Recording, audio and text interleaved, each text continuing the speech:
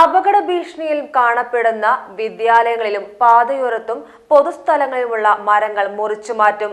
ദുരന്ത നിവാരണ സമിതിയുടെ തീരുമാനത്തിലാണ് അപകട സാധ്യതയുള്ള മരങ്ങൾ നഗരസഭ നേരിട്ട് മുറിച്ചുമാറ്റുന്നത്.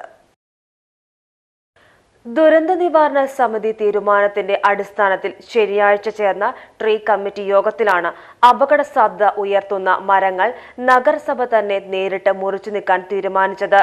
പൊതുറോഡുകൾ, പൊതുസ്ഥലങ്ങൾ, അംഗൻവാടികൾ, വിദ്യാലയങ്ങൾ, ഓഫീസുകൾ എന്നിവയുടെ കോമ്പൗണ്ടിലുള്ളവ തുടങ്ങി 40ഓളം അപകടാവസ്ഥയിലുള്ള മരങ്ങൾ നഗരസഭ നേരിട്ട് വെട്ടിമാറ്റും. സ്വകാര്യ വ്യക്തികളുടെ ഉടമസ്ഥതയിലുള്ളവ വെട്ടിമാറ്റാൻ ആവശ്യപ്പെട്ടുകൊണ്ട് ഉടമകൾക്ക് നോട്ടീസ് നൽകാനും അപ്രകാരം വെട്ടിമാറ്റുന്നതിൽ വീഴ്ച വരുത്തുന്ന പക്ഷം ബന്ധപ്പെട്ട കക്ഷികളുടെ പരിപൂർണ നഷ്ടോത്തരവാദിത്വത്തിൽ നഗരസഭ നേരിട്ട് വെട്ടിമാറ്റുന്നതിനും ചെലവ് വരുന്ന തുക കക്ഷികളിൽ നിന്നും വസൂലാക്കുവാനും തീരുമാനിച്ചു.